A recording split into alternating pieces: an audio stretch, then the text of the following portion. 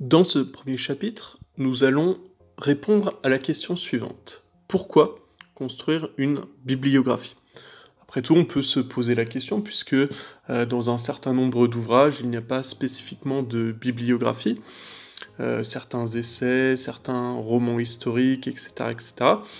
Et finalement, eh bien, pour donner un premier élément de réponse, on peut dire que la bibliographie, c'est un élément essentiel dans un travail de recherche. Lorsque vous menez un travail sérieux de recherche, lorsque vous faites un travail qui est documenté avec différents éléments conceptuels, il faut derrière avoir donc des sources d'informations. Et donc la bibliographie constitue une source primordiale d'informations.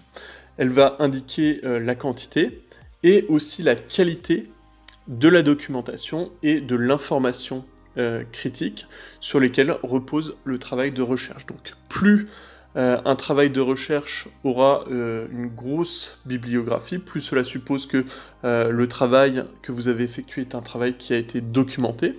Et lorsque les personnes qui liront votre travail de recherche, en lisant votre bibliographie, ils verront quelles ont été vos références pour la production de votre travail. Et donc, la bibliographie va constituer une synthèse de l'ensemble des sources documentaires que vous avez exploitées pour votre travail de recherche, que ce soit pour la production d'un mémoire, pour la production d'une thèse de doctorat, mais également, ça peut être intéressant lorsque vous menez des audits, lorsque vous faites des études de marché, etc., etc. La bibliographie constitue un élément qui va permettre de montrer le sérieux de votre travail. Et donc, à quoi sert une bibliographie, notamment dans le milieu universitaire?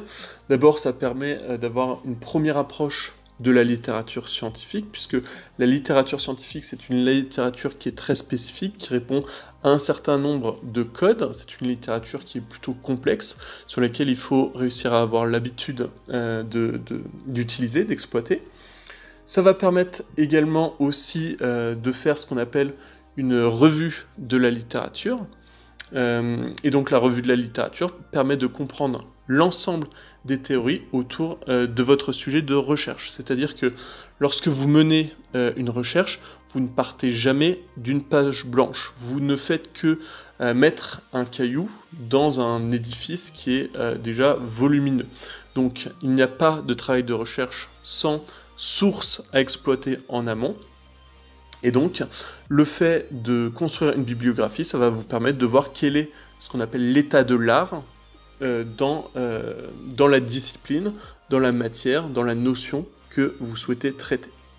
Et enfin, ça va permettre d'établir et de mesurer les gaps, c'est-à-dire les écarts, entre la littérature, ce que vous avez pu lire précédemment, et votre propre travail de recherche, puisque en utilisant, en exploitant la littérature scientifique dans le cadre de votre bibliographie, vous allez pouvoir connaître des éléments qui pourront apparaître également dans votre travail de recherche, et ça va pouvoir vous montrer les écarts donc, entre ce que vous pouvez observer. Par exemple, si vous faites une thèse de doctorat sur une thématique en sociologie, vous pourrez voir la différence entre ce que vous observez et la réalité, entre la littérature et la réalité du terrain.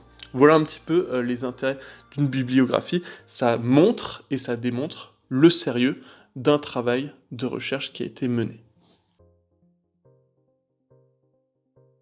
Retrouvez cette formation complète dans le lien en description.